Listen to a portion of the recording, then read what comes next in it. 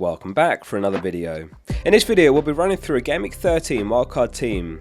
After putting this draft together, I'm actually jealous of anyone who still has the chip left, as this team is ridiculous.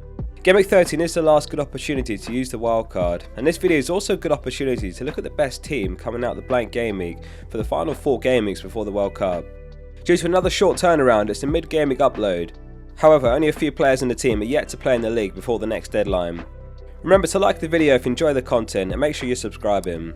Great to read so many comments recently from you guys winning your mini leagues thanks to the videos. I read all your comments and thanks for leaving them.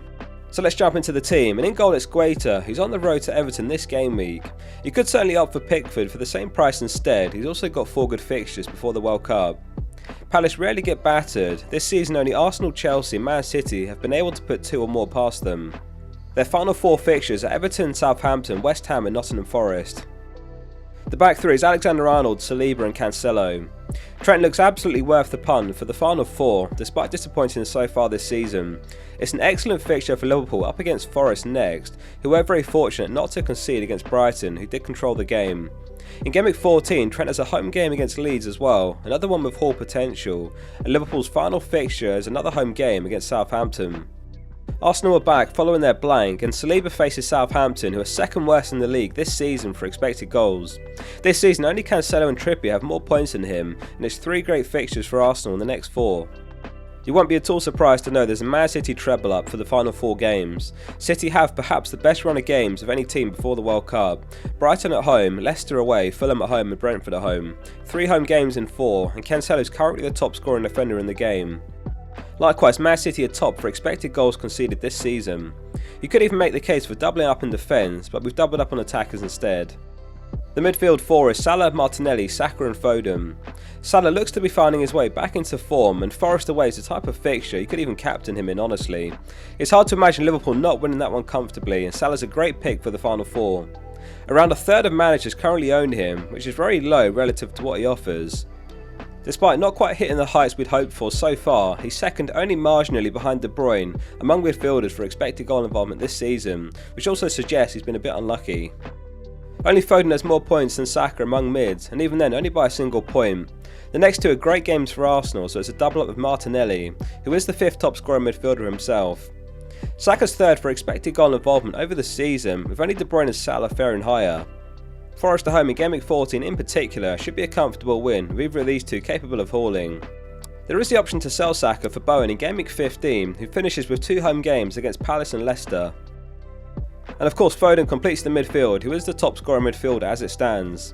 He started every league game, which is a rare attribute in a Pep team and exactly what we need for the excellent final 4 games. He scored 6 times this season and assisted 4 times. His best scoring season is 9 goals, so he's only 3 off with 25 game weeks to go. This underlines his step up this season and the value he's representing. His 7.7 points per million is the highest among any midfielder who's over 8 mil. The front 3 is Mitrovic, Solanke and Haaland. Only Haaland and Jesus have taken more than Mitrovic's 30 shots this season, which is exactly where you want your forwards to be shooting from. The next 2 are great games against Leeds and Everton, and in Gameweek 14 he is sellable or benchable. On a wildcard you ideally want to set yourself up to roll the transfer straight after, as this gives you additional strength and flexibility moving forward. Ideally you'd want Tony over Solanke, but sacrifices have to be made to fund the team, and he's actually kept pace with Tony in recent weeks impressively. We'll talk through the bench next. Solanke is benchable for the Gameweek 14 fixture against Spurs, but he's fine to start in the other 3. He's a 90-minute a game forward, on penalties and chipping in here and there with returns, which is all you can ask for 5.8 mil. Man City come out of the blank game week with a midweek rest unlike all other teams, and Haaland gets the armband.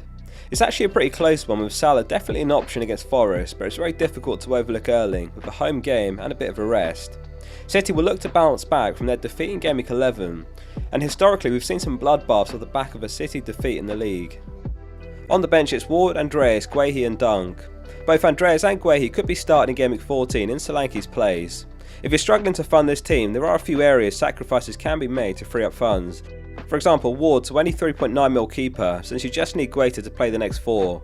Or you could go Dunk to any 3.9 mil defender, as you should survive fine with just Guehi. Or you could even go Saliba down to White. So that concludes the team, thanks for watching. Please remember to like the video if you have enjoyed it, and remember to subscribe for more content to come before the Gameweek 13 deadline. See you soon for the next one.